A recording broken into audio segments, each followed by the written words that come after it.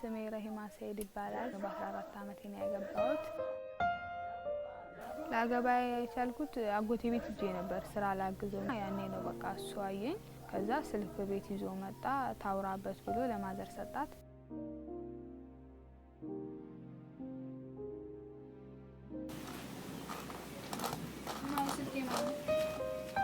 አጎትሽ ነው ያመጣው? አባቴ ነው አይደለም። እሷ ታውራበት ብሎ ነው ያመጣው። እሱ የምን ጨምራ ታውራበት ብሎ ነው ያመጣው።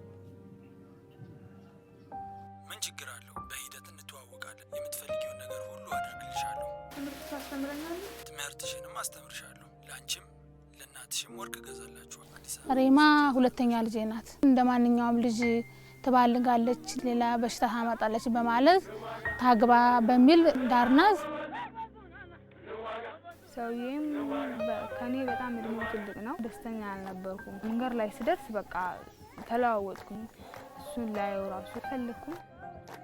ከገባሁበት በኋላ በቃ ትማሪ ምናምን አለኝ እሱ ማለት ነው።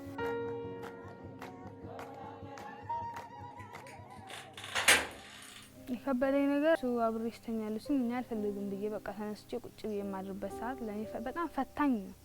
እሱ ነው በቃ ለኔ የከበደኝ። እሱ ጋር እየኖርኩ ማለት ነው። ከቆይታ በኋላ ስልክ ምናምን እንዳላወራ ምናምን ከለከለኝ። የኛ በዓል ነበረ። በዛም በበዓሉ አጋጣሚ መጣች። ምንሽ ነው ደብሮሽ አልሳ አትበይ። ባለቤትሽ ደግሞ እየደወለ እኔ ጋር አድርም ብላለች እያለ ተቀጭቀኛል። አልፈልግም ይባላል። ለተዳር እኮ ተዳር ቀልድ ነው እንዴ?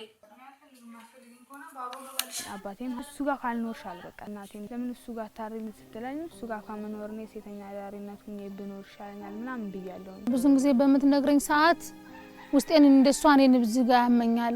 ልጄ በጣም አሳዘነችኝና ሄጄ አመጣዋት እና እኔ እንኳን ሄጄ ባመጣዋት ሰዓት ራሱ እንኳን ባለቤቴ ለምን አመጣሻት ብሎ እኔን በጣም አቁሶኛል። ከዛን ሰዓት ጀምሮ እንግዲህ ከባለቤቴ ጋር ተቃቃርን።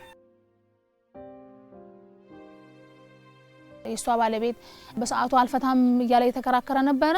ሴቶችና ማህበር ቢሮ ሄጄ በማመለክት ሰዓት አንቺ የልደት ካርድ ይዘሽ ነይ እና እኛም ደግሞ ካንቺ ጎን አብረን እንመጣለን አሉ።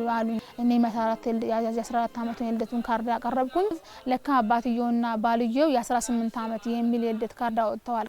በዚህ የተከራከርን አለድሜ ጋብቻ ስለሆነ ፍርድ ቤቱ የፍቹን ወረቀት አጠናቀቀልን። ይቺ ልጅ 14 አመት የልደት ካርድ ያላት እናንተ 18 አመት የልደት ካርድ ያወጣችሁ፣ አሁን አቶ ሰይድና አቶ ሚኒውል በቁጥጥር ስር ትውላላችሁ፣ እናንተ ወደ ቤት ግቡ ተብለን ገባን። ትምህርቷን ደግሞ እንድትጀምር ይሄ የሴቶችና ማህበር ቢሮ እንደዚህ ብሎኛ ምን ይሻለኛል ብዬ በሚል ሰዓት እነሱም አግዘውኝ ወረቀት ግዳፍ ሰጠውኝ። 6ኛ ክፍልን ፈተና እንድትፈተና አደረጉልኝ። ትምህርት እንድቀጥል ብዙ ድጋፍ ተደርጎልኛል። በእናቴም በኩል ህፃናትና ፍትህ ቢሮ በዛ በኩልም ብዙ ደብተር ምናምን በገንዘብ በኩል ምናምን ረድተውኛል።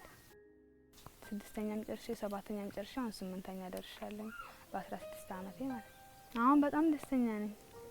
እኔና ባለቤቴ በልያችን እኛ በወለድናት ልጅ በማከላችን ጥላቻ ፈጥረን 9 ወር ብቻ ተቀመጥኩኝ። በሰዓቱ ደግሞ ልጆችን የነበርኩ ማስተዳደራቸው ቀን ስራ ነበረ።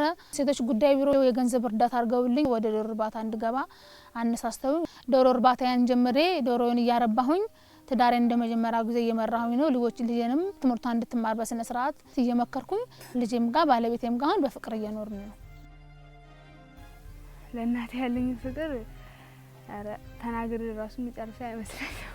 ቀን ስራ እየሰራች ነው። እኔ 6ኛ ክፍል ያስጨረሰችኝ እሷ ለኔ የዋለችልኝን እኔ በትልቅ ነገር መዋል ፈልጋለሁ።